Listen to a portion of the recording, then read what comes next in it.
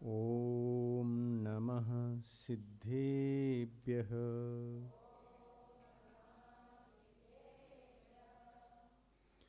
मोक्षमार्गस्य नेतारं भेतारं कर्मभूभृतां ज्ञातारं विश्वतत्त्वानां वन्दे तद्गुणलब्धये वन्दे तद्गुणलब्धये।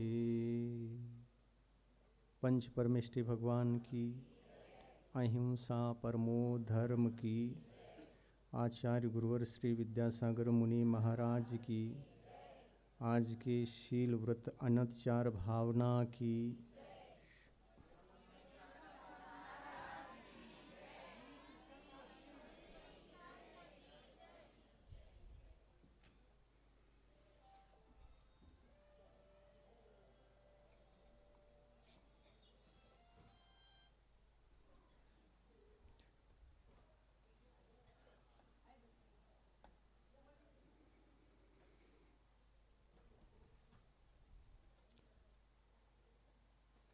तीर्थंकर प्रकृति का बंध।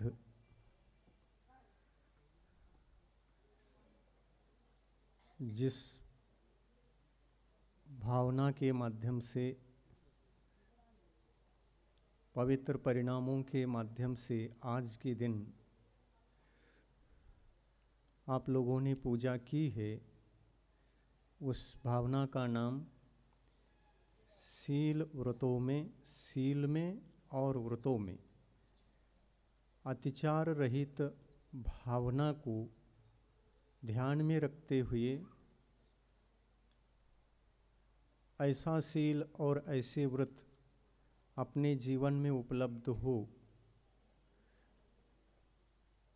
और उस उपलब्धि से तीर्थंकर प्रकृति का बंध हमारे वर्तमान जीवन में भले ही न हो पाए, यहीं से हम सुसंस्कारित होकर विदेह आदि क्षेत्रों में जाने के बाद अगर ऐसा शील और ऐसा व्रत अपने जीवन में वहाँ जाकर घटित होता है और वह निरतिचार रहता है, तो रहे और यह भावना दर्शन विशुद्धि के साथ युगल होकर के एक दर्शन विशुद्धि और शील व्रतों में अनतिचार भावना, ये जोड़ी बन करके तीर्थंकर प्रकृति का बंध होता है, तो होने दें, क्या आपत्ति है। तीर्थंकर बनना कौन नहीं चाहेगा, चाहेंगे कि नहीं? हाँ, जरूर चाहेंगे। भावनाएं 16 हैं। ये 16 ही क्यों हैं? तीर्थंकर माता के स्वप्न भी 16 होते हैं और ये भावनाएं भी 16 हैं। और 16 क्या क्या होता है? स्वर्ग भी 16 हैं। हाँ, 16 भी 16 प्रकार का, इसलिए 16 कहते हैं उसको मराठी में। नवदा भक्ति और 7 गुण, ये भी 16 हो जाते हैं। 16 का बहुत सब जगह महत्व है।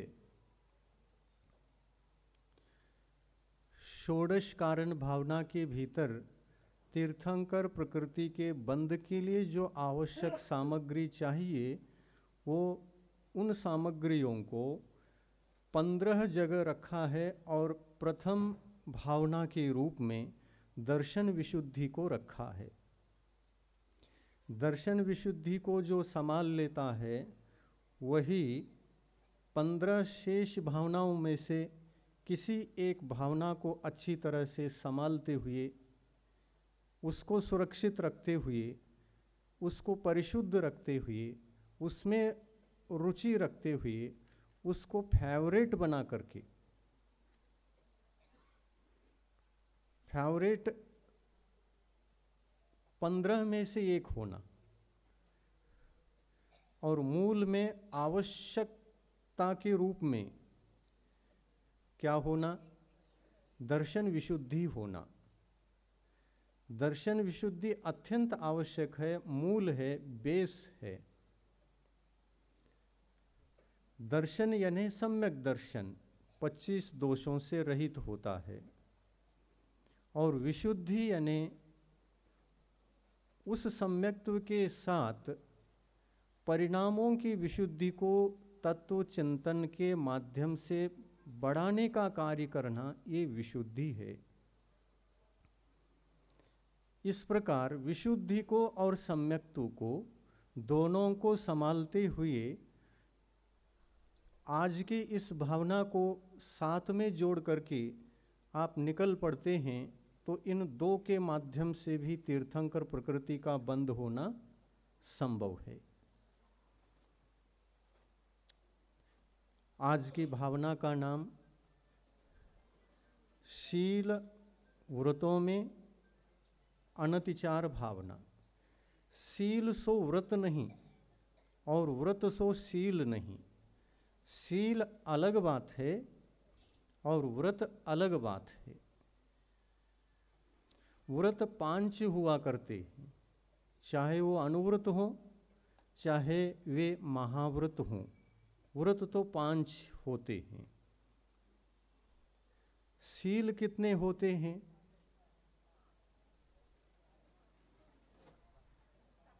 हाँ, सप्तशील ऐसा भी आता है।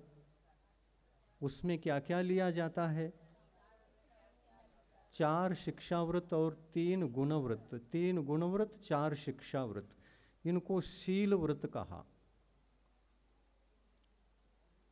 परंतु इनको शील कहने का कारण ये पड़ा है, शील शब्द का अर्थ तो वास्तव में आत्मा को विभाव परिणति से मुक्त करना, ये शील कहलाता है, जिसमें 4 प्रकार की कषायें नहीं होती। क्रोध न होने से क्षमा रहता है, मान न होने से मार्दव रहता है,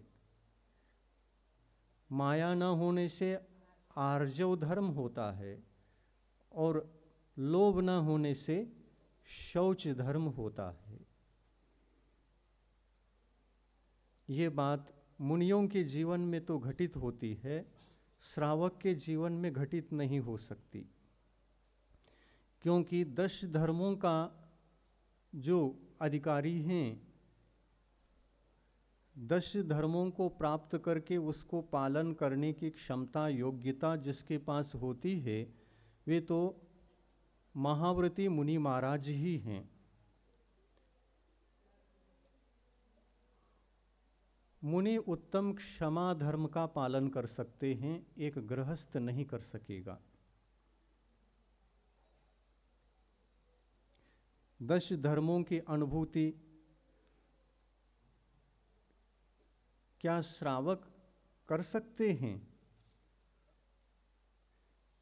यदि करेंगे तो पूज्य बन जाएंगे, तो पूज्य बन जाएंगे तो उनका नाम पड़ेगा श्रावक महाराज।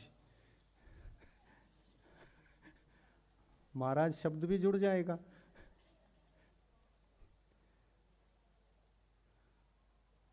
और श्राविका का नाम श्राविका माता जी, आरिका माता जी। आरिका के जीवन में भी ये 10 लक्षणिक धर्म उत्पन्न होना संभव नहीं है। अभ्यास करना अलग बात है। उनके प्रति आदर सत्कार विनय रखते हुए उनको प्राप्त करने की साधना करना अलग बात है। साधक हैं, 10 धर्म प्राप्त हो, इस प्रकार 10 धर्मों के प्रति भावना रखते हुए उस भावना को साकार करने के लिए, भावना को साकार करना है, मुनि महाराज भावना को साकार कर चुके हैं, परंतु गृहस्थ अवस्था में भावना साकार नहीं होती। भावना जीवन के अंतिम समय तक भाता ही रहता, करता ही रहता है। भावना करने से, भावना भाने से इस भव में नहीं सही, भजन आता है ना, इस भव में नहीं सही पर भव में मिलता है।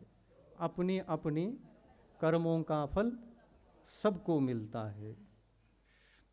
इस भव में अगर हम दशलक्षणिक धर्मों को स्वागत नहीं कर पाए, साकार नहीं कर पाए, तो कोई बात नहीं, आगामी भवों में तो ये दशलक्षणिक धर्म हमारे जीवन में साकार हो। ऐसी भावना जो भाता है उसको श्रावक अवस्था में श्रावक धर्म कहा जाता है। श्रावक अवस्था में श्रावक के जो व्रत होते हैं वे 5 होते हैं। उनको अणु शब्द जुड़ा हुआ है। अणु यानी छोटा। व्रत वैसे छोटे बड़े नहीं होते, ये बात अलग है, परंतु महाव्रत की तुलना में यदि अनुव्रतों को सामने रखकर तुलना करेंगे तो महाव्रत बहुत बड़े होते हैं और अनुव्रत छोटे होते हैं।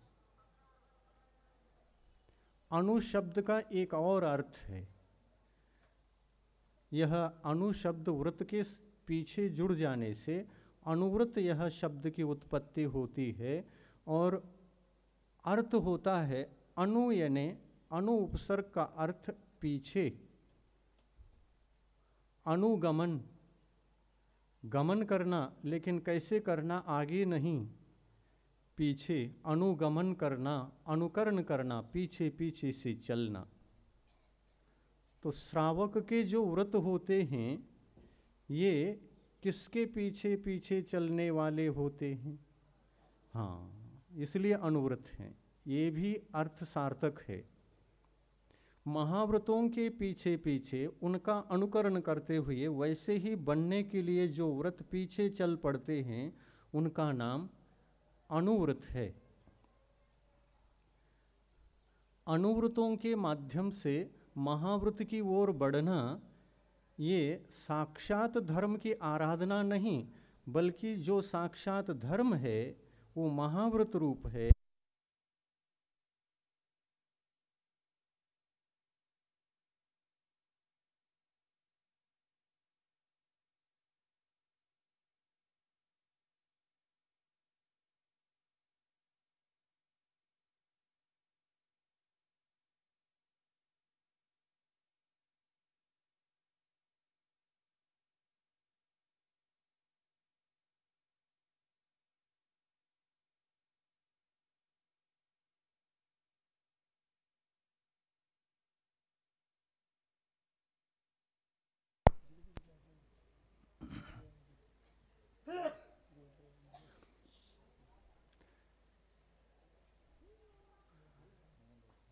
अणु शब्द को लेकर 2 प्रकार का अर्थ बताया गया। अणु यानी छोटा भी होता है और अणु यानी पीछे, ऐसा भी अर्थ होता है। पीछे पीछे चलना, रास्ता चल रहे हैं और उसमें रास्ता चलने में मुनि महाराज भी महाव्रती भी हैं और श्रावक भी हैं। कौन पीछे और कौन आगे चलता है? अनुव्रती पीछे पीछे चलते हैं और महाव्रती आगे आगे चलते हैं। अब मुनियों में भी एक आचार्य परमेष्टि हैं और एक साधु परमेष्टि हैं। उपाध्याय भी उसके साथ जोड़ दो। ये तीनों परमेष्टि चल रहे हैं। आगे आगे कौन चलेंगे और पीछे पीछे कौन चलेंगे? आचार्य आगे आगे चलेंगे, क्योंकि वो उपाध्याय से और साधु से महान हैं। उनके पास व्रत बहुत सारे हैं। साधु के पास तो 28 मूल गुण हैं, किंतु आचार्य के पास 36 मूल गुण हैं। तो पीछे कौन चलेंगे, आगे कौन चलेंगे? आचार्य परमेष्टि आगे और साधु परमेष्टि पीछे। साधु परमेष्टि के पीछे कौन चलेंगे? श्रावक चलेंगे, अनुव्रती श्रावक चलेंगे। उसमें भी अनुव्रतों में भी फिर कैटेगरी होती है। 11 प्रतिमाएं बताई गई हैं। सबसे आगे कौन रहेंगे और पीछे कौन रहेंगे? 11वीं प्रतिमाधारी आगे रहेंगे और 10वीं प्रतिमाधारी उसके पीछे, फिर उसके पीछे 9वीं प्रतिमाधारी, उसके पीछे 8वीं प्रतिमाधारी, ऐसी लाइन लगेगी। क्योंकि नीचे नीचे के अनुव्रत भी छोटे छोटे होते चले जाते हैं। ये पीछे का अर्थ हुआ कैसा चलना? बड़े आगे चलेंगे और छोटे पीछे चलेंगे। जैन धर्म अनेकांत रूप होता है, ये भी ध्यान रखना। आप ऐसा कहने से कल के दिन इसका प्रयोग न कर लेना कि हम सदा पीछे ही चलेंगे महाराज आपकी। तो फिर हमारे लिए समस्या हो सकती है कल के दिन। कल के दिन जब हम आहार के लिए निकलेंगे, नवदा भक्ति पूर्वक पड़गाएंगे, और पड़गा करके आप आगे चलेंगे कि हम आगे चलेंगे? जैन धर्म में एकांतता नहीं है। कैसा चलना, आपको विवेक रहना चाहिए। यदि रास्ता चल रहे हैं तो आप पीछे चलेंगे, महाराज आगे चलेंगे, ये तो विनय की बात हो गई। उन व्रतों की विनय हम कर रहे हैं। पड़गाने के उपरांत महाराज को आगे चलो, महाराज आप बड़े हैं आगे चलो, तो आपके रसोई गोर कैसे ढूंढेंगे वो किधर है? हम ढूंढेंगे कि आप दिखाएंगे? और दिखाने हेतु ही हम इतने महाव्रती होने के बाद भी उनसे आगे होना पड़ता है। जिसके पास एक भी व्रत नहीं है, अनुव्रत भी नहीं है, वो आगे चलता है, पड़गाने के बाद आगे चलता है। किंतु आहार होने के उपरांत जब मुनि महाराज अपने स्थान की ओर लौटते हैं, तब महाराज आगे चलते हैं और श्रावक पीछे चलते हैं। परंतु इसमें भी अनेकांत है, इसमें भी एकांतपना नहीं पकड़ना। आगे गाड़ियां आ रही हैं, गाय भैंसे आ रही हैं, लोगों की भीड़ है, तो महाराज आप ही रास्ता बना करके चलो, आप बड़े हैं।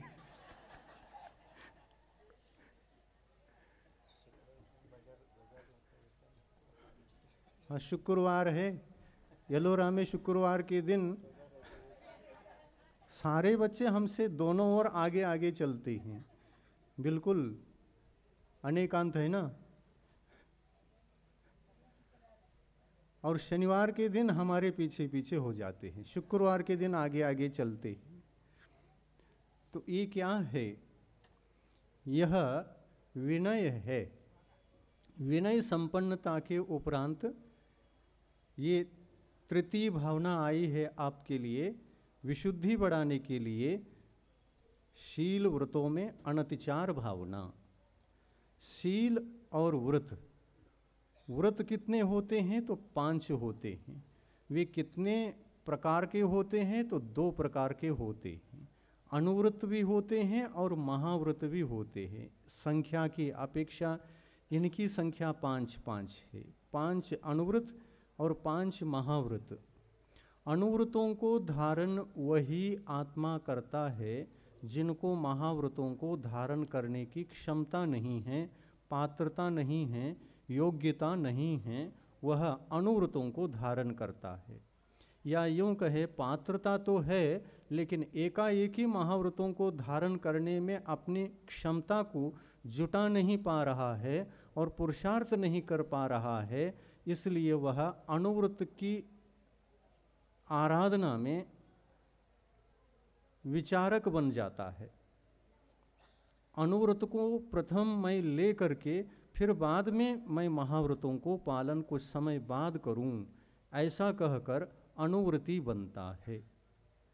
कोई 2 प्रतिमा लेता है, 2 प्रतिमा से डायरेक्ट महाव्रती बन सकता है। जरूरी नहीं 2 प्रतिमा के बाद तीसरी लेना, फिर चौथी लेना, फिर 5वीं लेना, ये ऐसा कोई नियम नहीं होता। 2 प्रतिमा लेकर के भी वह महाव्रतों का अभ्यास कर सकता है, 3 भी लेकर के अभ्यास कर सकता है, 11 में से कुछ लेकर के भी अभ्यास कर सकता है, और सभी 11 के 11 प्रतिमाओं को लेकर के भी अभ्यास कर सकता है। यदि वह 11 प्रतिमा ले लेता है तो वह घर का त्यागी बन जाता है, घर में नहीं रह सकता। घर में रहने की पात्रता केवल 10वीं प्रतिमा तक है। 10वीं प्रतिमा तक आप घर के निवासी हो सकते हैं। 10वीं प्रतिमा से भी मर्यादा आ जाती है। घर में यानी बिल्कुल घर में, घर के अंदर नहीं रहना, चैत्यालय या धर्मशाला आदि में रहने का प्रयास करना, क्योंकि संसार के झंझट से जितना दूर रहोगे उतने ही संसार के विकल्प कम होंगे, और संसार के विकल्प कम होंगे तो महाव्रत को धारण करने की पात्रता बढ़ जाएगी। तो इस प्रकार से अनुव्रती महाव्रत की ओर बढ़ने के लिए अभ्यास करता है। इन व्रतों को व्रत कहा है। व्रत किस लिए धारण किए जाते हैं, इस प्रश्न का उत्तर अब समझना है। शील धारण करना ये हमारे जीवन में प्रथम होता है, या व्रतों को धारण करना अपने जीवन में प्रथम होता है?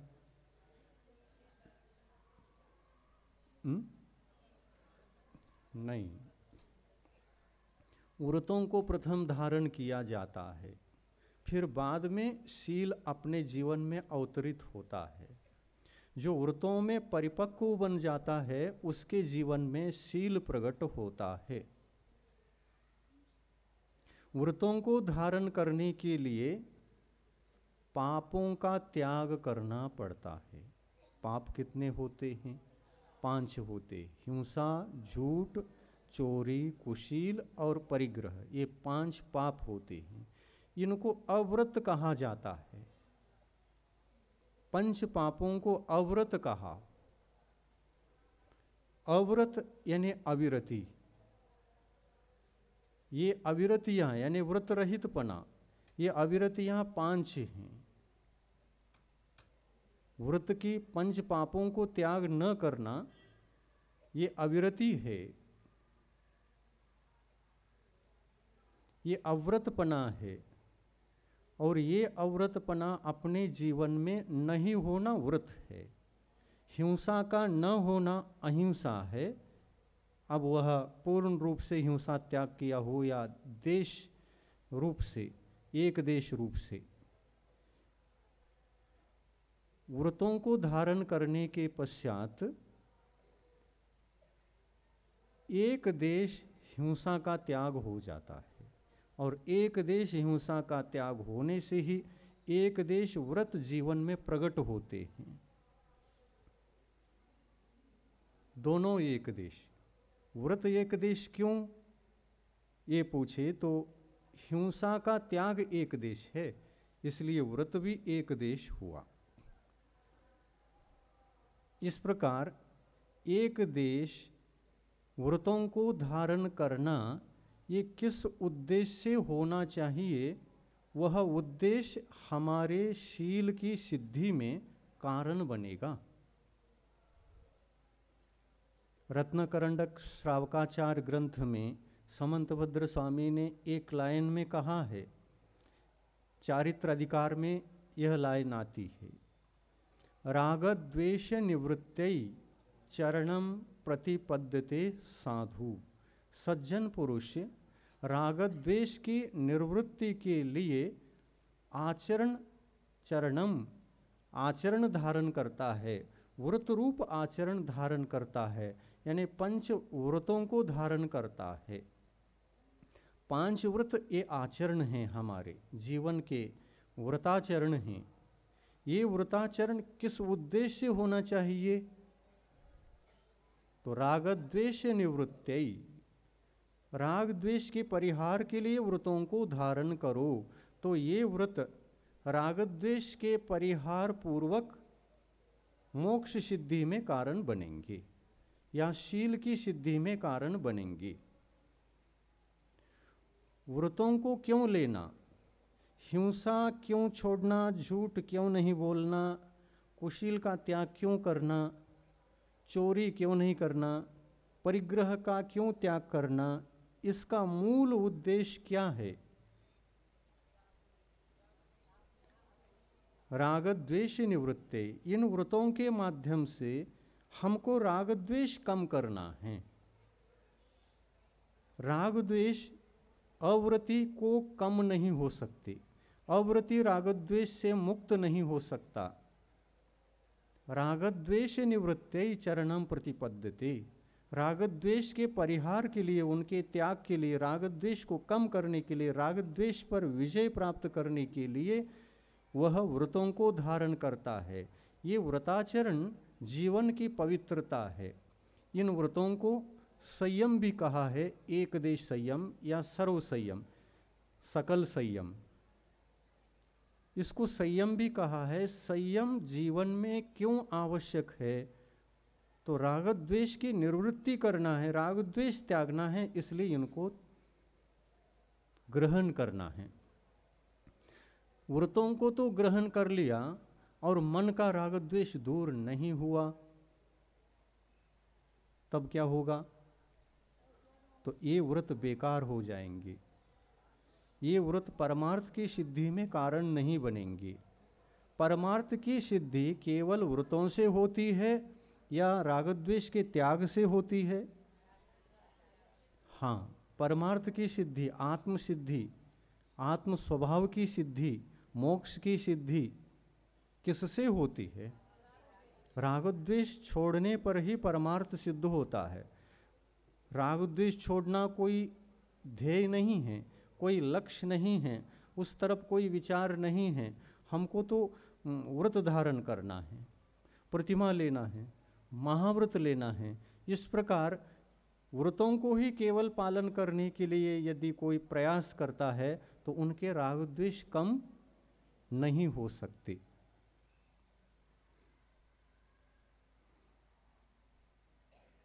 तो आचार्यों ने क्या उपदेश दिया है देखो। राग द्वेष निवृत्त्यै, चतुर्थी विभक्ति आती है वहां। किस लिए व्रतों को धारण करना, उसका उत्तर दिया है।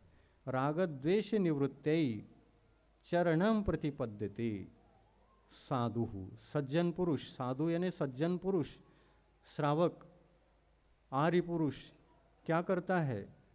अपने आर्य जन्म को, आर्य खंड के जन्म को सार्थक बनाने के लिए वह अनुवृत्ति भी बनता है, तो राग द्वेष की निवृत्ति के लिए बनता है। परिग्रह प्रमाण अनुव्रत को धारण किया। इससे क्या करना है? परिग्रह त्याग करके राग द्वेष कम करना है। तो राग द्वेष होते किससे थे? परिग्रह के कारण से। अपने जीवन में हम 10 प्रकार के परिग्रहों से जुड़े हुए हैं। बाहर के 10 परिग्रह हैं और अंतरंग में कितने परिग्रह हैं? 14 परिग्रह हैं। बहिरंग परिग्रह त्यागना अंतरंग परिग्रह के त्याग के लिए होता है कि नहीं? हाँ, बहिरंग परिग्रह का त्याग अंतरंग परिग्रह त्याग के लिए होना चाहिए, तो निर्वाण की प्राप्ति होगी, शील की सिद्धि होगी, सम्यक दर्शन की सिद्धि होगी, ज्ञान की सिद्धि होगी, चारित्र की सिद्धि होगी। तो आज की भावना, आज के भावना का नाम क्या है? शील व्रतेषु अनतिचार भावना। अनतिचार यानी अतिचार के बिना उनका पालन होना। किनका पालन? इन 2 का पालन, शील का पालन और व्रत का पालन। शील किसे कहते हैं और व्रत किसे कहते हैं? इन दोनों का लक्षण अलग अलग है और अलग अलग ही समझना पड़ेगा। व्रत का लक्षण ये है, पंच पापों से मुक्त होना, ये व्रत का लक्षण है। और किस उद्देश्य की पूर्ति के लिए व्रतों को ग्रहण करना।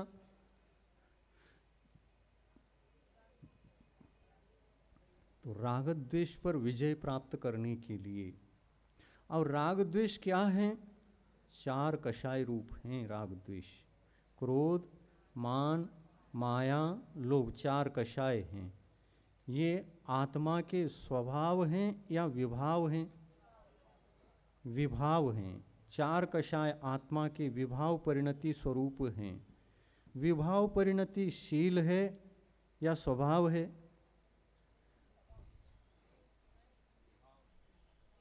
विभाव है। हमने क्या पूछा? शील है या स्वभाव? न शील है न स्वभाव है। रागद्वेष आदि कषाय आदि ये परिणाम आत्मा के कुशील हैं या सुशील हैं?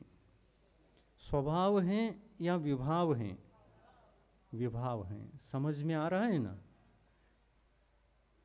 इसी तथ्य को समझ करके कौन सी चीज किसके लिए होती है ये बात पकड़ में आती है तो हम कहीं भटक नहीं सकते, हम सही दिशा में निकल सकते हैं। और जिस दिशा से हम चलेंगे एक एक कदम सार्थक रहेंगे। और हमको कौन सा काम किस लिए कर रहे हैं, कौन सा व्रत किस लिए पालन किया जा रहा है, यही पता नहीं है तो हम लक्ष्य की पूर्ति नहीं कर सकते, ध्येय की पूर्ति उससे नहीं हो सकती, हम मंजिल तक नहीं पहुंच सकते, हम भटक जाएंगे बीच में। पंच पापों का त्याग करने से राग द्वेष घट जाते हैं। घट जाते हैं कि नहीं घट जाते? क्यों घट जाते? स्वाभाविक है, राग द्वेष घटते ही हैं, घटना भी चाहिए। अगर नहीं घटे तो वो केवल बाह्य क्रियाकांड रूप रहेंगे। 5 व्रत, अनुव्रत हो या महाव्रत, केवल क्रिया रूप रहेंगे, उसका निष्कर्ष सार नहीं निकलेगा। गन्ने को निचोड़ दिया और एक बूंद भी रस नहीं गिरा, गन्ने को निचोड़ दिया पूरे मशीन में डालकर, एक ग्लास भी, एक बूंद भी रस नहीं निकला, तो वो गन्ना था या लकड़ी थी ये देख लो पहले। तो गन्ने के आकार का एक लकड़ी भी हो सकती है। जैसे शोकेस में कुछ फल वगैरह रखे जाते हैं, केला, अंगूर, नारंगी, वो कभी सूखते नहीं, देख करके व्यक्ति भ्रमित होता है वास्तव में अंगूर है क्या। जब छू लेता है तो पता चलता है ये अंगूर नहीं है, ये तो कड़क लग रहा है। अंगूर तो बहुत नरम होता है लेकिन बाहरी रंग रोगन बिल्कुल सेम होता है। सीताफल तो ऐसा दिखता है कि बिल्कुल साक्षात हो, केले भी ऐसे दिखते हैं साक्षात हो। जब हाथ में लेकर के आप मुंह में खाना प्रारंभ करेंगे तो दांत टूट जाएंगे, चाहे उसमें से अंगूर खाओ, चाहे केला खाओ, चाहे आम खाओ, चाहे सीताफल खाओ, दांत टिक नहीं सकती। तो जो व्रत, क्या बता रहे हम, जो व्रत अनुव्रत या महाव्रत, जो व्रत राग द्वेष को घटाने के लिए नहीं होते, वो परमार्थ की सिद्धि में कारण नहीं बनते। ऐसे महाव्रतों को शोकेस में रखने योग्य हो जाते हैं। वे ऐसे महाव्रत शोकेस के लायक होते। ऐसा व्रतों को अपने जीवन में हमें धारण कभी नहीं करना चाहिए। व्रत अपने जीवन में आ जाए और शोकेस के लायक हो जाए, ये ठीक है क्या? नहीं। व्रत तो व्रत हैं। इन व्रतों के माध्यम से राग द्वेष मोह क्रोध मान माया लोभ सब घट जाना चाहिए, दूर हो जाना चाहिए और आत्मा की पवित्रता बढ़नी चाहिए। कषायों के हटने पर आत्मा की जो विशुद्ध दशा बनती है उसका नाम शील है। शील का क्या अर्थ है? कषाय मुक्त करना अपनी आत्मा को, ये शील है। और कषाय मुक्ति के लिए अनुष्ठान ग्रहण करना, 5 व्रतों का अनुष्ठान ग्रहण करना, ये व्रत है। इन व्रतों को रागद्वेष आदि के निवृत्ति के लिए ग्रहण नहीं करते हैं तो शोकेस में रहने लायक हो जाते हैं। और राग द्वेष को घटाने के उद्देश्य पूर्वक होते हैं तो ये अमृत बन जाते हैं, परमार्थ की सिद्धि में सहयोगी हो जाते हैं। और परमार्थ जब सिद्ध होता है तो शील पूर्वक होता है, व्रत पूर्वक परमार्थ की सिद्धि नहीं होती। व्रत तो सहयोगी होते हैं शील की सिद्धि में। व्रतों के माध्यम से अगर राग द्वेष घट गए तो आत्मा का ऐसा जो स्वभाव बनेगा वो शील है, और उस शील में दोष नहीं लगाना और इन व्रतों में भी दोष नहीं लगाना। ये शील व्रतेषु अनतिचार भावना है। शील का दोष किस प्रकार होता है? शील में दोष लगता है तो किस प्रकार से लगता है, और व्रतों में दोष लगता है तो किस प्रकार से लगता है, और कितने प्रकार से ये दोष लगते हैं। दोष 4 प्रकार के होते हैं।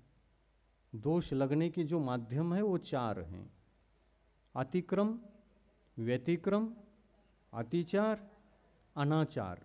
यहाँ पर क्या कहा जा रहा है? अनतिचार, अतिचार नहीं लगाना। अतिक्रम व्यतिक्रम ये भी दोष हैं, इनको भी लगाना नहीं चाहिए।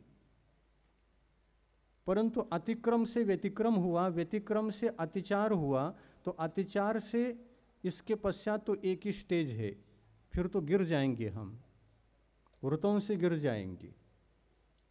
ये 4 प्रकार के स्टेज हैं दोष लगने की। अतिक्रम में भी दोष लगता है, व्यतिक्रम में भी दोष लगता है, अतिचार में भी दोष लगता है, और अनाचार तो महादोष है, उसमें व्रतों का नामो निशान नहीं रहता। व्रत 5 होते हैं। इन व्रतों में दोष लगाने का मतलब ये है कि जिसको त्यागा है उसको ग्रहण नहीं करना। कितने वस्त्र त्यागे, प्रमाण बनाया, आपको पता है। तो हमने अपने जीवन जीने के लिए हमने 10 वस्त्र रखे। तो पहले कितने थे? हमारे पहले तो 1000 थे, 5 अलमारियां भरी थी, वो बहुत थे, अपार परिग्रह था। हम इन सब को त्याग करके केवल 10 रखा, 10,000 में से 10 रखा। इतने होते हैं कि किसी के पास? हम उदाहरण के रूप में कह रहे हैं। 10 रखा है तो 10 में आपका जीवन चलता है तो परिग्रह बहुत घट गया। तो परिग्रह, इसको घटना, इतना परिग्रह क्यों त्याग रहे हैं आप? इससे क्या पाना है आपको? हाँ? क्या पाना चाहते हैं? आपने 10,000 में से 10 रखा और बाकी सब त्याग दिया, इससे क्या पाना चाहते थे? हाँ, इन्हीं वस्त्रों के कारण से राग द्वेष राग द्वेष राग द्वेष होता था। 10,000 में से एक भी गया तो पीड़ा होती थी। ये पीड़ा न हो, राग द्वेष न हो, हर्ष विषाद न हो, संक्लेश परिणाम न हो, इसलिए उन सबको त्याग कर दिया और 10 ही रखा। 10 में भी राग द्वेष हो सकता है कि नहीं? हो सकता है, लेकिन 10 को रखना और बाकी को त्यागना तो व्रत है, और 10 को रखना ये व्रत नहीं है, ये परिग्रह है। इसको भी त्यागना पड़ेगा। ये असंयम है, 10 का असंयम है। परंतु आप संयमी बने हैं तो शेष के अंदर बने, जितना त्यागा है उतने में आप संयमी बने हैं। तो उतना त्यागा और इतना रखा, उद्देश्य क्या था आपका? क्या होना चाहिए? राग द्वेष से दूर होना है। हमारे जीवन में इन परिग्रहों के कारण से जो राग द्वेष बहुत हो रहे हैं उसको हम सीमा में लाना चाहते हैं, राग द्वेष को घटाना चाहते हैं, कम करना चाहते हैं, ये उद्देश्य था। और इस उद्देश्य की पूर्ति के लिए जब आपने पुरुषार्थ किया, आपके जीवन में अनुव्रत आ गया। सभी त्यागोगे तो महाव्रत आ जाएगा। अपरिग्रह महाव्रत, और कम करोगे अनुव्रत आ जाएंगे। और ये अनुव्रत किसके लिए हैं? तो राग द्वेष को घटाने के लिए। तो राग द्वेष को घटाने का ही उद्देश्य हो तो ही राग द्वेष घटेंगे ना, अन्यथा दूसरा कोई लक्ष्य हो तो राग द्वेष नहीं घट सकते। परिग्रह संबंधी जो राग द्वेष संक्लेश होता था बहुत 10,000 का, वो घट करके 10 में आ गया, समेट करके 10 में आ गया। इस 10 के अंदर भी हमको आगे बढ़ना है, कम करना है, महाव्रती मुनि बनना है, हमारा लक्ष्य तो वही है। इतना जो कम हुआ वह व्रत कहलाता है, और जितना कम किया है, जितना कम किया है उसमें एक भी ग्रहण नहीं करना। ग्रहण करने का भाव करना अतिक्रम है। कौन सा दोष है? हाँ, आप 11 बनाना चाहते हैं, 10 रखा था, 11 बनाना चाहते हैं, तो बनाने का भाव आया तो अतिक्रम हुआ। उन भावों में प्रौढ़ता आ गई कि नहीं नहीं करना ही है मुझे, ऐसा नहीं नहीं करना चाहिए, नहीं करना ही है, ये प्रौढ़ता कहलाई। भावों की प्रौढ़ता, ग्रहण करने के प्रौढ़ भाव और तीव्र भाव हो गए तो व्यतिक्रम हुआ, और एकाध बार ग्रहण कर ही लिया, एकाध बार, तो ये अतिचार हो गया। और ग्रहण किया तो फिर छोड़ने को तैयार ही नहीं है, 11 के 11 रखने लगे, ये अनाचार हो गया। तो 10 का जो प्रमाण था, 10 का जो प्रमाण रूप व्रत था, वह व्रत अनाचार को प्राप्त हुआ।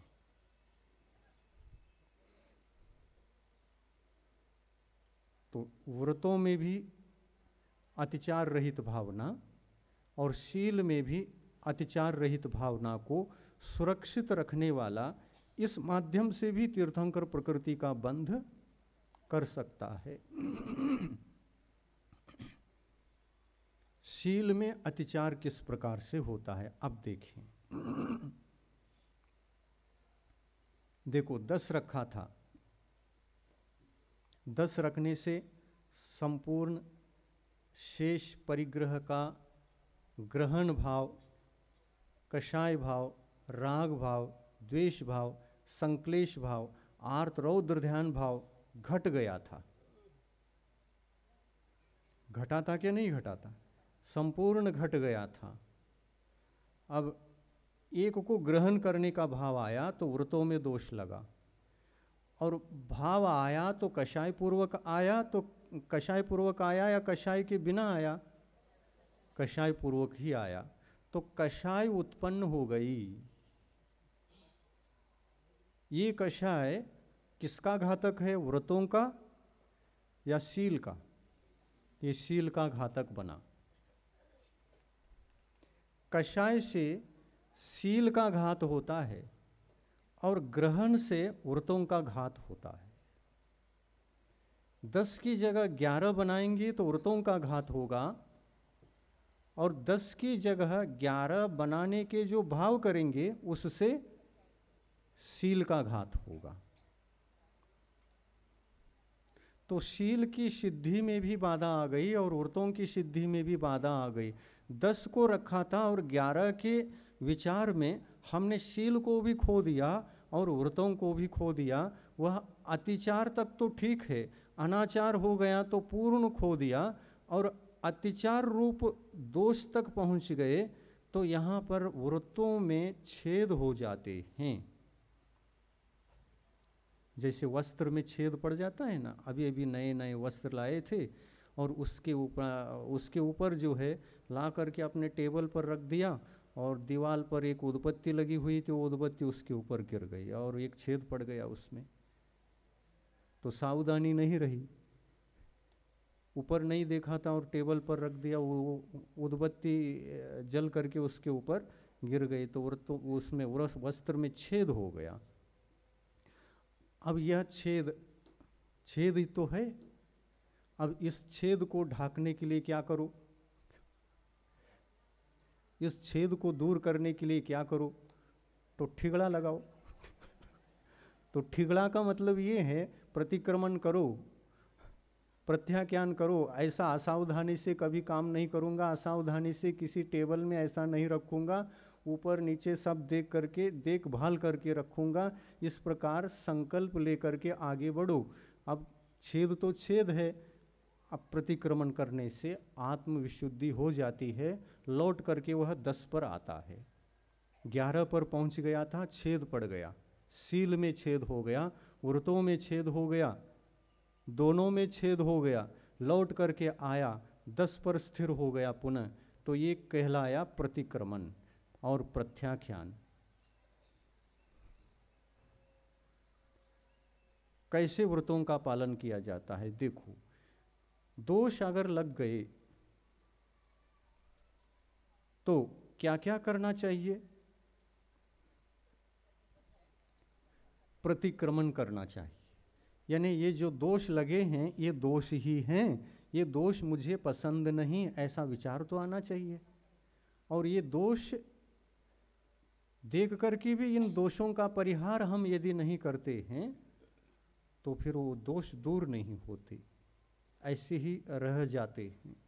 तो सातिचार व्रत हो जाते हैं, निरतिचार व्रत नहीं होते, सातिचार हो जाते हैं। तीर्थंकर प्रकृति के बंध के लिए शील किस प्रकार का होना चाहिए? निरतिचार। व्रत किस प्रकार का होना चाहिए? वो भी निरतिचार। दोनों निरतिचार होना। अतिक्रम व्यतिक्रम होने पर ही अतिचार होता है। अतिचार होने के बाद और भी हम आगे बढ़ते हैं तो अनाचार होता है। अनाचार तक पहुंचना तो है नहीं, अनाचार तक पहुंच गए तो गिर जाएंगे, पूरी तरह से नीचे धराशायी हो जाएंगे। अनाचार नहीं करना, अतिचार हो जाना बात अलग है। अतिचार के लिए कोई मार्ग है आगे बढ़ने के लिए। वस्त्र को छेद पड़ गया तो कोई बात नहीं, वस्त्र को पहना जा सकता है ना। व्रत को छेद हो गया तो वस्त्र पहनते हैं कि नहीं? वस्त्र पहन लेते हैं, पहनने में आ सकता है, लेकिन वस्त्र पूरी तरह से जल करके राख हो गया तो उसको पहन नहीं सकते। वस्त्र पूरी तरह से फट करके चिंदी चिंदी हो गया तो उसको भी पहन नहीं सकते। अनाचार में व्रत चिंदी चिंदी हो जाते हैं, काम के नहीं रह जाते। तो उसके लिए क्या उपाय? तो वो काम में तो आने वाले नहीं हैं। पुनः संकल्प लेकर के नया व्रत लेना पड़ेगा।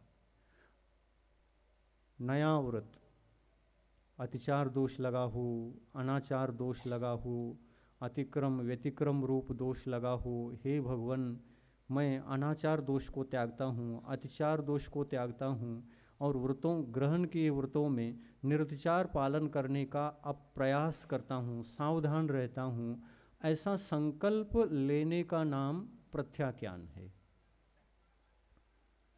संकल्प लेने का नाम प्रत्याख्यान है। और उन दोषों की आत्मनिंदा, गर्हा, आलोचना इत्यादि करते करते उन दोषों को त्याग करने का नाम प्रतिक्रमण है। तस्मिच्छा में दुक्खडम, इस प्रकार शब्दोच्चारण करते हुए वो दोष मेरे से दूर हो, अब पुनः न लगे। उन दोषों के त्याग के प्रति भावना रखना, उन दोषों के प्रति ग्लानि करना और गुणों के प्रति, व्रतों के प्रति, लिए हुए व्रतों के प्रति आदर भाव व्यक्त करना, ये प्रतिक्रमण है। आत्मनिंदा, गर्हा, आलोचना, प्रतिक्रमण, प्रत्याख्यान इत्यादि के माध्यम से हम व्रतों के दोषों को दूर करते हैं। तो ऐसा है यह शील व्रत और व्रत। शील और व्रत ये दोनों ऐसे हैं। व्रत शील की सिद्धि में कारणीभूत होने से शील ही व्रत हैं ऐसा हम नहीं कह सकते, क्योंकि एक साधन है और एक साध्य है। व्रतों के बिना शील तक पहुंचना संभव नहीं है। व्रतों के बिना शील तक पहुंचना संभव नहीं है, इसलिए व्रतों को पहले रखा है, शील को बाद में रखा है। तो रक्षक कौन? व्रतों के रक्षक शील या शील के रक्षक व्रत? रक्षा के दृष्टिकोण से यदि आप देखते हैं तो व्रतों के रक्षक तो शील ही है, रक्षा के दृष्टिकोण से। और सहायता के दृष्टिकोण से देखते हैं तो कौन किसका सहायक है? शील का सहायक व्रत है या व्रत के सहायक शील हैं? हाँ, व्रत शील की सिद्धि में कारणीभूत होने से शील के सहायक व्रत हैं। जैसे जैसे हम व्रतों को बढ़ाएंगे, उत्कृष्ट बनाएंगे, वैसे वैसे शील में अभिवृद्धि होगी। शील में जैसे जैसे अभिवृद्धि होगी वैसे वैसे कषाय घटती जाएगी। इधर व्रत बढ़ गए तो कषाय घट गई, कषाय घट गई तो शील बढ़ गया। तो किसको बढ़ाना है? मूल रूप से तो अपने को शील को बढ़ाना है। शील की मंजिल को पाने के लिए व्रतों की जरूरत होती है। और ये व्रत जैसे जैसे अनुव्रत से महाव्रत की ओर जाते जाते महाव्रत रूप ढल जाते हैं, वैसे संपूर्णतः शील की अभिवृद्धि होती है। कषाय कितनी है? 4। 4 कषायों को जीतना ये संपूर्ण परिग्रह को त्याग करने के बाद ही संभव है। तो कषाय 4 हैं और अंतरंग परिग्रह में ये 4 कषाय आते हैं। 4 कषाय अंतरंग परिग्रह रूप हैं। कौन कौन से अंतरंग परिग्रह? क्रोध, मान, माया, लोभ। इनकी जाति क्या है?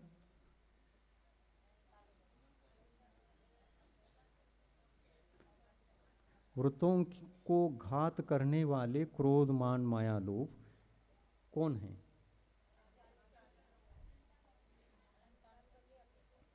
अनंतानुबंधी क्या व्रतों का घातक है? बोलो बोलो, बोल पड़ो कुछ हम पकड़ लेते हैं। अनंतानुबंधी कषाय क्या चारित्र का घातक है? नहीं है? है? तो कौन सा चारित्र का घातक है? यदि अनंतानुबंधी को चारित्र का घातक कहेंगे, संयम का घातक कहेंगे, अनुव्रतों का या महाव्रतों का घातक कहेंगे, तो इस अनंतानुबंधी पर विजय प्राप्त होने के उपरांत व्रत तो प्रकट होना ही चाहिए नियम से। तो ऐसा तो देखा नहीं जाता। जैसे तीसरे गुण स्थान में अनंतानुबंधी कषाय का उदय नहीं है, 2 ही गुण स्थान में अनंतानुबंधी कषाय का उदय है, पहले गुण स्थान में और दूसरे गुण स्थान में। तीसरे गुण स्थान में व्रत होना चाहिए, है क्या? अनंतानुबंधी का विजय तीसरे में भी है, वहां नहीं है। तो चौथे गुण स्थान में सम्यक्त्व के साथ चारित्र प्रकट होना चाहिए था। संयम किसी न किसी रूप में, अनुव्रत रूप में या महाव्रत रूप में प्रकट तो होना चाहिए था। होता है क्या? यदि सम्यक्त्व के साथ चारित्र को मानेंगे और चौथे गुणस्थान में ही चारित्र को मानेंगे, तो चौथे गुणस्थान को या तो अनुवृत्ति कहना पड़ेगा या तो महावृत्ति कहना पड़ेगा। तो वहां पर अविरत सम्यक दृष्टि उनका नाम है और गुणस्थान का नाम भी अविरत सम्यक तो है, और उसमें रहने वाले जीव का नाम अविरत सम्यक दृष्टि जीव है। तो व्रत रहित तो है वो, फिर ये व्रत रहित क्यों? यदि अनंतानुबंधी चारित्र का घातक है तो ये व्रत रहित क्यों? प्रश्न उठता है। तो इस प्रश्न का कोई उत्तर नहीं है। व्रत जो प्रकट होंगे या तो पंचम गुणस्थान में अनुव्रत प्रकट होंगे, या तो छठे सप्तम आदि में महाव्रत प्रकट होंगे। नीचे के 4 गुण स्थानों में व्रत नहीं होते। हाँ, द्रव्यव्रत होना अलग बात है, भावव्रत प्रकट नहीं हो सकते। चौथे गुण स्थान में न द्रव्य व्रत होते हैं न भाव व्रत होते हैं। यानी जिनके पास द्रव्य व्रत नहीं है, द्रव्य व्रत तो नहीं है, अब भाव व्रत कहाँ से आएंगे? द्रव्य व्रत के बिना भाव व्रत आते नहीं। द्रव्य व्रतों को धारण किए बिना भाव व्रत प्रकट हो सकते हैं क्या? तो इसका उत्तर है नहीं।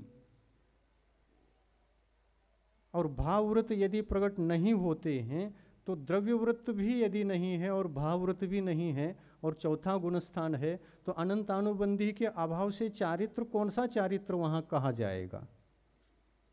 कोई चारित्र नहीं। तो इसीलिए उसका नाम, उस गुणस्थान का नाम और उस गुणस्थान में रहने वाले जीव का नाम अविरत सम्यक दृष्टि जीव ऐसा कहा है। तो अनंतानुबंधी चारित्र का घातक नहीं है, ये सिद्ध हुआ। अनंतानुबंधी चारित्र का घातक है, लेकिन किस चारित्र का घातक है ये प्रश्न नया उठेगा। चारित्र का घातक जरूर है, लेकिन किस चारित्र का घातक है वो? सम्यक्त्वाचरण चारित्र का घातक है, संयमाचरण का घातक वो नहीं है। यदि संयमाचरण का भी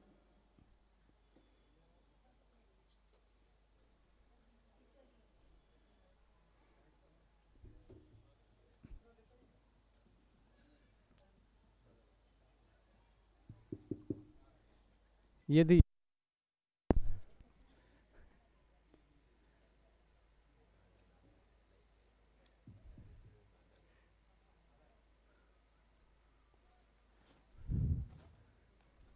ये लाइट तो प्रवचन का घातक है। हाँ? अनंतानुबंधी किसी का घात नहीं कर रहा है। घात करता है। किसका घातक? चारित्र का घातक या सम्यक्तों का घातक? सम्यक्तों का घातक। फिर सम्यक्तों का घातक यदि है तो इसको चारित्र मोहनी संज्ञा क्यों दी गई है? ध्यान से सुनना, ये बहुत मार्गी की बात है, इसमें बहुत लोग अटकते हैं तत्व चर्चा करने में। फिर इसको चारित्र मोहनी की कोटि में क्यों रखा है? तो रखा है, जिनेंद्र भगवान ने रखा है, अपन ने थोड़ी रखा है। तो जिनेंद्र भगवान ने क्यों रखा? ये चारित्र का घातक नहीं है तो क्यों रखा? चारित्र दो प्रकार का है, यही तो समझना है। एक सम्यक्त्वाचरण चारित्र और एक संयमाचरण चारित्र। ये दो प्रकार के चारित्र मानोगे कि नहीं? भगवान ने ही कहा है, मान लो। नहीं भी मानते हैं तो कोई बात नहीं, भगवान चुपचाप रहते, राग द्वेष नहीं करते। राग द्वेष अनंतानुबंधी से भी होता है, अप्रत्याख्यानावर्णी से भी होता है, प्रत्याख्यानावर्णी से भी होता है, संज्वलन से भी होता है। राग द्वेष तो होता ही है। इन्हीं राग द्वेषों के माध्यम से किसी न किसी चारित्र का अवश्य घात होता रहता है, चाहे अनंतानुबंधी कषाय से हो, चाहे अप्रत्याख्यान से हो, प्रत्याख्यान से हो, संजल से हो। चारित्र का घात तो होता ही है, हर कषाय से चारित्र का घात होता है। लेकिन वही तो चारित्र दो प्रकार का है। आप यदि इस ध्येय में, धारणा में ये रखेंगे कि ये चारित्र का घातक और संयमाचरण का घातक कहेंगे, तो चारित्र को प्रकट होना पड़ेगा चौथे गुण स्थान में, संयमाचरण को प्रकट होना पड़ेगा। यदि संयमाचरण ही संयमाचरण वास्तविक चारित्र है ये कहेंगे, इसके अलावा कोई चारित्र नहीं मानेंगे, तो चौथे गुण स्थान में चारित्र प्रकट होना पड़ेगा। अविरत सम्यक दृष्टि उसका नाम हो ही नहीं सकता, फिर संयमी कहना पड़ेगा। अविरत की जगह विरत सम्यक दृष्टि चौथे गुणस्थान का नाम और जीव का नाम करना पड़ेगा, नामकरण करना पड़ेगा। तो ऐसा नहीं होगा।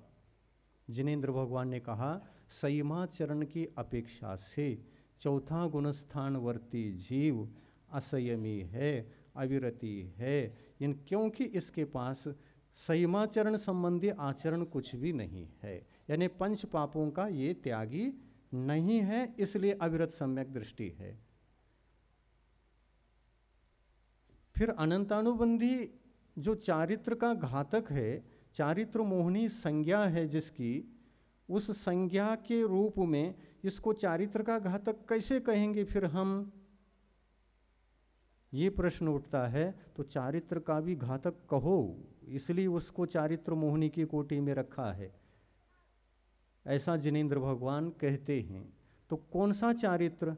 सम्यक्त्वाचरण चारित्र का घातक है। तो देखो, अनंतानुबंधी का विजय प्राप्त होने से चौथे गुण स्थान में जीव आया। तो सम्यक्त्वाचरण चारित्र का घातक कषाय यहाँ चौथे गुण स्थान में है क्या? नहीं है। नहीं है तो सम्यक दृष्टि है, तो सम्यक दृष्टि है तो सम्यक्त्वाचरण चारित्र सुरक्षित है। तो इस सम्यक्त्वाचरण चारित्र का घातक है अनंतानुबंधी कषाय। चौथे गुण स्थान में अनंतानुबंधी कषाय उदय में होती ही नहीं, इसलिए सम्यक्त्व का घात भी उसके माध्यम से नहीं होता। सम्यक्त्वाचरण चारित्र का घात भी नहीं होता। अब सम्यक्त्वाचरण चारित्र यानी क्या? प्रश्न उठता है। सम्यक्त्व के आचरण के लिए जो चाहिए, सम्यक्त्व की सुरक्षा के लिए जो आचरण आत्मा के द्वारा चाहिए, उसको स्वीकार करना सम्यक्त्वाचरण चारित्र है। तो इसमें क्या क्या त्यागता है? 25 दोष हैं। इन 25 दोषों को त्याग कर सम्यक्त्व का आचरण करना, ये सम्यक्त्वाचरण चारित्र है। चारित्र यानी केवल संयमाचरण ही होता है ऐसा नहीं, सम्यक्त्व का भी आचरण होता है और संयम का भी आचरण होता है। ये दोनों अलग अलग बातें हैं। सम्यक्त्व का आचरण करेंगे तो सम्यक दर्शन प्रकट होगा, और संयम का आचरण करेंगे तो संयमाचरण प्रकट होगा। और वह संयमाचरण भी दो प्रकार का समझना चाहिए। कैसा? देश संयमाचरण और सकल संयमाचरण। सकल संयमाचरण मुनियों का होता है और देश संयमाचरण श्रावकों का होता है। और फिर ये किस गुण स्थान में होगा? चौथे में होगा क्या? पांचवें में ही होगा। इसमें रंच मात्र भी संयम नहीं आ सकता चौथे में। यदि आएगा और उसको हम संयम का रूप देंगे तो अविरत सम्यक दृष्टि या अविरत सम्यक तो गुणस्थान, ये नाम हटाना पड़ेगा। संयम की सिद्धि यदि चौथे गुणस्थान में करने की चेष्टा हम करेंगे तो ये नाम चेंज करने पड़ेंगे। तो देश संयम कहना पड़ेगा। देश विरत, चौथे गुणस्थान का भी नाम देश विरत ऐसा कहना पड़ेगा। तो ऐसा तो होगा नहीं। जिनेंद्र भगवान ने अनुवृत्तियों का जो गुणस्थान है उसको अलग रखा है, महावृत्तियों का गुणस्थान अलग, और जिनके पास रंच मात्र भी संयम का आचरण नहीं रहता उनका गुणस्थान अलग। और ये बात अलग है कि चौथे गुणस्थान में रह करके थोड़ा बहुत संयम का पालन कर रहा हो कोई, तो वह अनुवृत्ति की तरह माना नहीं जाएगा। वो अनुव्रत का अभ्यास जरूर कर सकता है चौथे गुणस्थान में रह करके, वो अभ्यासु कहा जाएगा, व्रती नहीं कहा जाएगा। व्रत जीवन में कब आते हैं ये ध्यान रखें। व्रत जीवन में आते हैं संकल्प पूर्वक। पंच पापों में से कुछ पापों का त्याग संकल्प पूर्वक करना, संकल्प पूर्वक पंच पापों का त्याग करना, और 5 पापों का, किसी एक का नहीं, 5 पापों का। और 5 पापों में से सबसे बड़ा पाप कौन सा है उसको सबसे ज़्यादा सोचना चाहिए। कौन सा है? हाँ? हिंसा, झूठ, चोरी, कुशील और परिग्रह। 5 पापों में से सबसे बड़ा पाप कौन सा है? परिग्रह है। परिग्रह है। परिग्रह क्यों है? कभी विचार किया? परिग्रह ही सबसे बड़ा क्यों? जीव घात, जीव हिंसा, वो सबसे बड़ा होना चाहिए।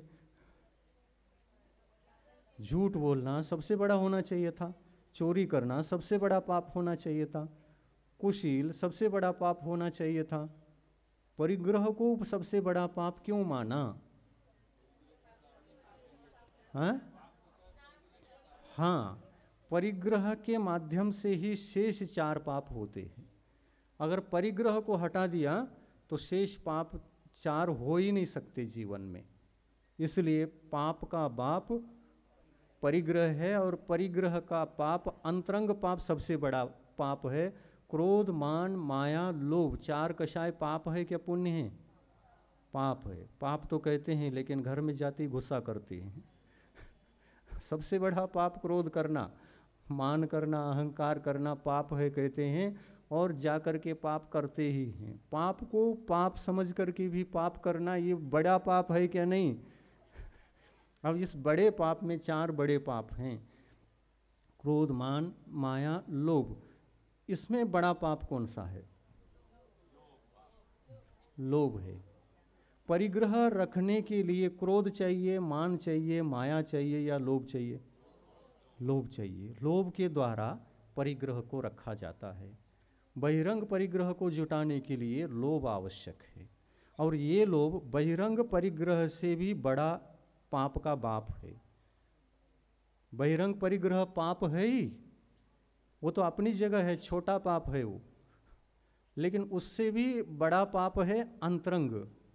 यानी लोभ के बिना हम कभी परिग्रह को ग्रहण नहीं कर सकते। परिग्रह अपने आप नहीं आता, ये पाप का बाप परिग्रह को लेकर के इकट्ठा करके लाता है और डाल देता है, और आत्मा ग्रहण कर लेता है। लोभ के कारण से परिग्रह को ग्रहण किया, और परिग्रह ग्रहण होने से महापापी बन गया आत्मा। तो इस तरह से जिनेंद्र भगवान ने कहा, अविरत सम्यक तो गुण स्थान में वह अविरत सम्यक दृष्टि जीव अनंतानुबंधी कषाय पर और दर्शन मोहिनी पर पूर्णतः विजय प्राप्त कर चुका है, इसलिए वह चारित्रवान है। चारित्रवान है। कौन सा चारित्रवान? इस प्रश्न का उत्तर ध्यान में रहना चाहिए। चारित्रवान कहते ही, हाँ, सम्यक दर्शन, सम्यक ज्ञान, सम्यक चारित्र हमारे जीवन में तीनों हैं और हम मोक्ष मार्गी हैं, ऐसा धारणा बना लिया तो उल्टी सीधी धारणा, ये तत्व के विरुद्ध होने से अतत्व श्रद्धानम मिथ्या दर्शनम और तत्वार्थ श्रद्धानम सम्यक दर्शनम, ऐसा हो जाएगा। चौथे गुणस्थान में तीनों रत्नत्रय को मान लिया और वहीं से मोक्ष मार्ग मान लिया, तो ये अनर्थ होगा क्या सार्थ रहेगा? अनर्थ हो जाएगा। चौथे गुणस्थान से मोक्ष मार्ग नहीं होता। पंचम गुणस्थान में भी मोक्ष मार्ग नहीं है। मोक्ष मार्ग यदि प्रारंभ होता है तो छठे से ही होता है। क्यों? संयमाचरण जिसको बोलते हैं, वो एक देश आता है जीवन में तो भी मोक्ष मार्ग नहीं है, चारित्र नहीं है। देश चारित्र से मोक्ष मार्ग नहीं बनता, या सम्यक्त्वाचरण चारित्र से मात्र मोक्ष मार्ग नहीं बनता। ये बात अलग है। चौथे गुणस्थान में सम्यक दर्शन भी है, सम्यक ज्ञान भी है, चारित्र के नाम से वहाँ पर क्या है? कुछ भी नहीं है। इसलिए तो अविरत सम्यक दृष्टि है, इसलिए तो अविरत सम्यक तो गुणस्थान उसका नाम है। अविरत सम्यक तो गुणस्थान में दो ही रत्न हैं, और दो रत्न से मोक्ष मार्ग बनेगा क्या? मार्ग तीन से होता है क्या? दो से या एक से? तीन से। सम्यक दर्शन ज्ञान चारित्राणि मोक्ष मार्ग। सम्यक दर्शन, सम्यक ज्ञान और सम्यक चारित्र, ये मोक्ष मार्ग है। और चारित्र के नाम से हम चौथे गुण स्थान में यदि ये कहेंगे हमारे पास चारित्र भी है इसलिए मोक्ष मार्गी हैं, तो उल्टी धारणा हो जाएगी, और वह उल्टी धारणा परेशानी का कारण बन जाएगी।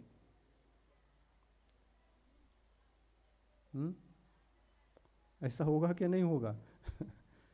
और यदि ऐसा ही हम रटे हैं, ऐसा ही समझ चुके हैं, तो उसका परिशीलन भी जरूरी होगा क्या नहीं? जरूरी है। तो धारणा को बदलने में समय भी नहीं लगना चाहिए। किसी बात को हमने उल्टा सीधा ग्रहण किया होता है तो उसको चेंज करने में देर नहीं लगाना चाहिए, क्योंकि उसमें सम्यक्त्व का घात होना संभव होता है। हाँ, अज्ञान अवस्था में मालूम नहीं था, चिंतन नहीं किए थे, धारणा उल्टी सीधी हो गई थी, तो धारणा को बदलने में समय नहीं लगना चाहिए। सच बात पता चलते ही अपनी धारणा को ठीक ठाक करके चलना चाहिए, तो वह चौथा गुणस्थान सुरक्षित रहेगा। या पंचम गुणस्थान हो तो पंचम गुणस्थान सुरक्षित हो जाएगा, छठा हो तो छठा गुणस्थान सुरक्षित हो जाएगा। तो कुछ कमियां रहती हैं, छोटी मोटी कमियां, उस संबंध में हम न तो चिंतनशील रहते हैं न चिंतन किया हुआ होता है। जैसा भी हमने सुन लिया, सुना हुआ ग्रहण करके धारणा बना लेते हैं, तो इसी को कहते हैं ग्रहित मिथ्यात्व। इधर उधर का सुना हुआ ग्रहण करके धारणा बना लेना, ग्रहित अतत्व का ग्रहण इधर उधर से होता है, तो ये ग्रहित मिथ्यात्व की कोटि में आता है। तो ये नुकसानदायक है हमारी आत्मा के लिए। तो आत्मा को नुकसान न हो इसलिए धारणा को बदल देना चाहिए, उसमें समय नहीं लगाना चाहिए। ये ठीक है क्या नहीं, ठीक है क्या नहीं, ठीक है ही और फिर आगम का ठीक ठाक होकर के स्वाध्याय करना चाहिए विवेक से। कहाँ पर क्या कहा है, कैसे कहा है, ये सब ठीक ठाक होकर के विवेक से स्वाध्याय करेंगे तो बिल्कुल परफेक्ट हो जाता है, धारणा में परिवर्तन आता है और मोक्ष मार्ग पर आरूढ़ होने के लिए कम से कम भूमिका के रूप में सम्यक दर्शन अपने जीवन में प्रकट होता है। सम्यक्त्व की सुरक्षा भी आज पंचम काल में बहुत दुर्लभ हो रहा है। क्यों? क्योंकि ज्ञान है सो वही वो भी ठीक नहीं, आचरण तो स्वीकार करना सहज बात है, सरल बात है, स्वीकार भी कर लेते हैं, तो ज्ञान उल्टा सीधा रहता है, तो आचरण कार्यकारी नहीं होता। समीचीन तत्व के ज्ञान के बिना यह द्रव्याचरण रहता है, फिर भावाचरण आएगा नहीं। भावाचरण तो सम्यक तो पूर्वक ही आएगा। सम्यक दर्शन साथ हो, हमारी धारणा बिल्कुल ठीक ठाक हो, सम्यक दर्शन साथ हो, और फिर भाव चारित्र की उत्पत्ति के लिए चारित्र के घातक जो कषाय हैं उनका उपशमन हो, उनका क्षोभशम दशा प्रकट हो, तो क्षायोपशमिक चारित्र प्रकट हो जाता है। पंचम गुणस्थान में क्षायोपशमिक चारित्र ही तो है देशव्रत, पर इस पंचम गुणस्थान का श्रावक कितनी कषायों को दबा करके क्षोभशम दशा को प्राप्त किया है, तो अनंत अनुबंधी कषाय को दबाया है। और जो देश व्रतों का भी घातक था, कौन सी कषाय, अप्रत्याख्यानावर्णी कषाय देश व्रतों का घातक है, उसको भी दबा दिया। तो इस प्रकार 2 चतुष्क यानी 8 कषाय, अनंतानुबंधी 4 और अप्रत्याख्यानावर्णी 4, इन 8 कषायों को दबा करके पंचम गुणस्थान को प्राप्त किया। ये 8 कषायों को दबाना ही क्षायोपशमिक चारित्र है। और बाही में हमने जो परिग्रह का प्रमाण वगैरह बनाया है, ये द्रव्याचरण है, द्रव्यव्रत के रूप में होता है। और ये द्रव्यव्रत भावव्रतों की उत्पत्ति के लिए सहयोगी होते हैं, इसलिए इनको त्यागा जाता है। इनको त्यागे बिना तो कषाय को जीतना संभव ही नहीं।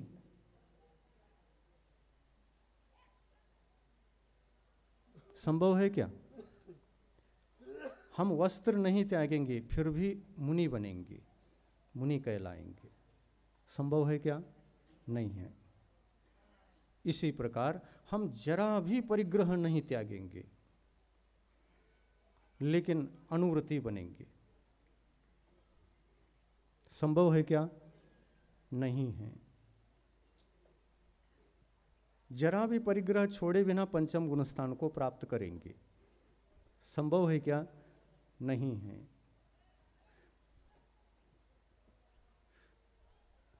ऊपर से पानी नहीं बरस रहा है तब भी हम बरसात का पानी पिएंगे। संभव है क्या? तो टंकियों को रखने की क्या जरूरत है? हाँ, 20-20 टंकी और 40,000 लीटर पानी पकड़ लिया, अमृत पी रहे हैं आप लोग, आज शुद्ध भोजन कर रहे हैं, तो ये बरसेगा तभी तो पकड़ेंगे और पिएंगे ना। पानी नहीं बरसने पर भी हम उस जल को पिएंगे, ये कौन सा संकल्प?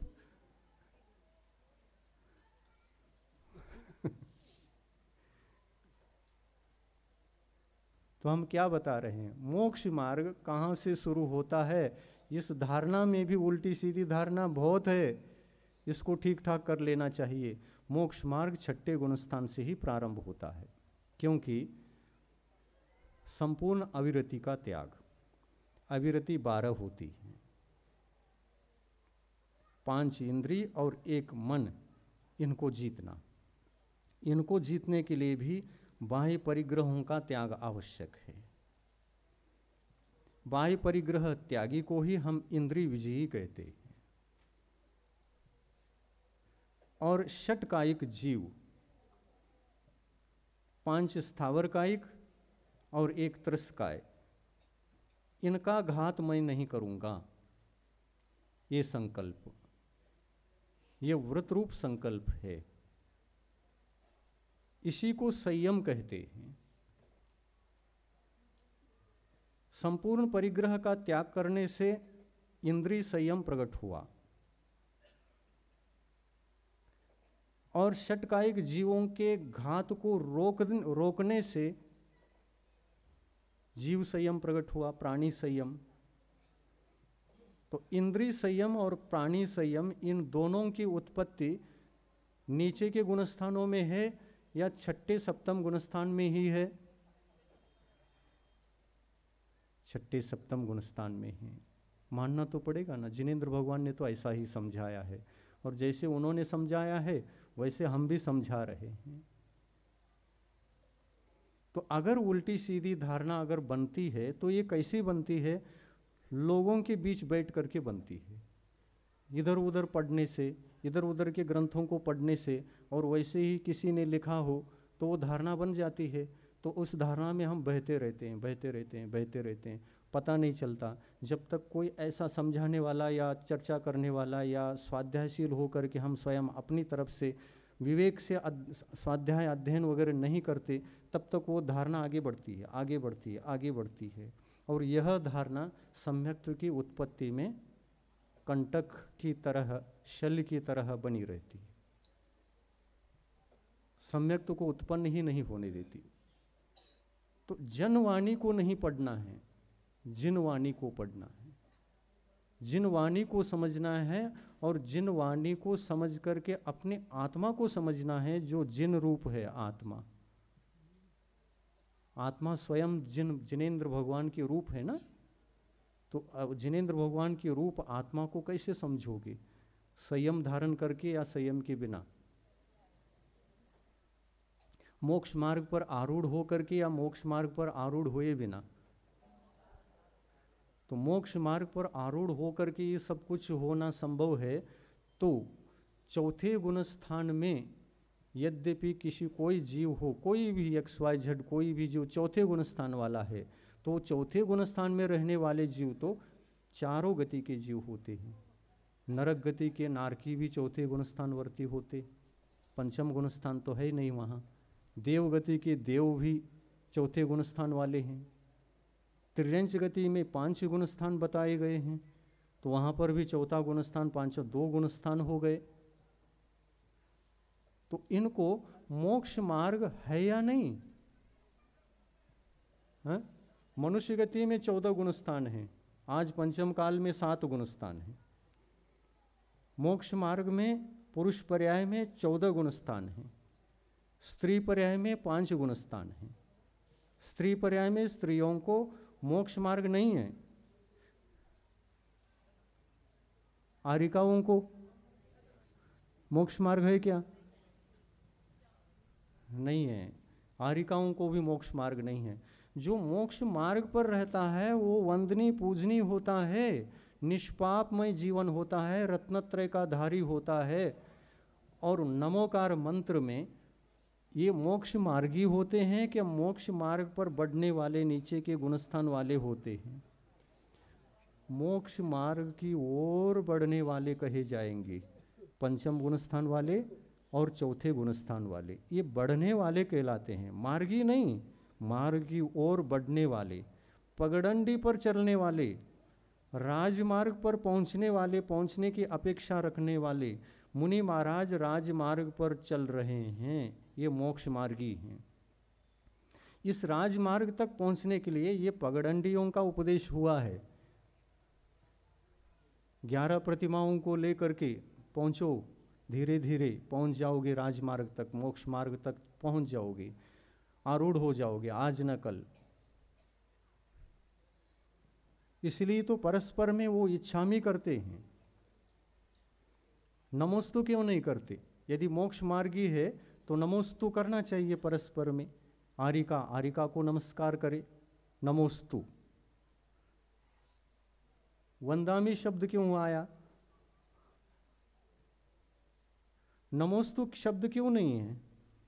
तो नमोस्तु नमन के लायक तो मोक्ष मार्गी होता है, और जो मोक्ष मार्गी होता है वो नमोकार मंत्र में होता है। साधु परमेष्टि के गुणस्थान कितने? हाँ? मूल गुण नहीं, गुणस्थान मूल गुण बता रहे आप। हाँ? 6वां 7वां गुणस्थान साधु परमेष्टि का होता है। साधु परमेष्टि किस गुणस्थान से किस गुणस्थान तक रहते हैं? केवल 6ठे 7वें गुणस्थान में नहीं, 6ठे गुणस्थान से लेकर 12वें गुणस्थान तक साधु परमेष्टि ही होते हैं। और 13वें गुणस्थान में कौन से परमेष्टि होते हैं? हाँ, ये जिनेंद्र भगवान का उपदेश थोड़ा थोड़ा पता चलना चाहिए, अन्यथा हमारा जीवन ऐसा ही ज्ञान के बिना जा रहा है। अज्ञान से जीवन व्यतीत करना बहुत सरल है, लेकिन ज्ञानी बनकर जीवन व्यतीत करना बड़ा दुर्लभ है, कठिन है, परिश्रम है, पसीना बहाना होता है इसमें।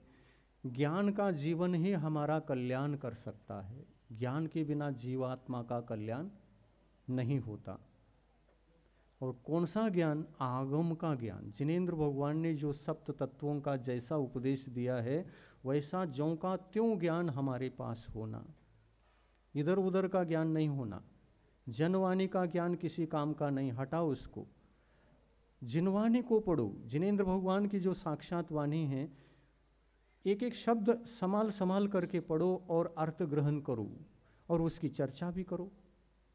और उल्टी सीधी चर्चा मत करो, तर्क वितर्क करो, लेकिन उसमें वितर्क मिथ्या तर्क मत करो, कुतर्क मत करो, जिसको कुतर्क बोलते। कुतर्क करने से भटक जाओगे। सुतर्क करते जाओ, सुतर्क करते जाओ। तर्क करो, जितना करना है करो, लेकिन सुतर्क करो। और क्या बनने के लिए करो? जिनेंद्र भगवान ने क्या कहा है उसको समझना है, इसके लिए करो।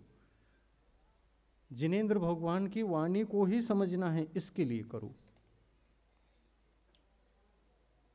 तो शील व्रतों में अनतिचार भावना, ये निर्दोष पालन हो सकता है। समय खिसक गया है पूरी तरह से, विषय अटकता है, समय खिसकता है। शेष विषय और देखेंगे, समय हो चुका है, जल्दी छोड़ना भी आवश्यक है। कल अभीक्षण ज्ञानोपयोग है, उस समय में भी ये विषय और ले लेंगे। जिनवाणी।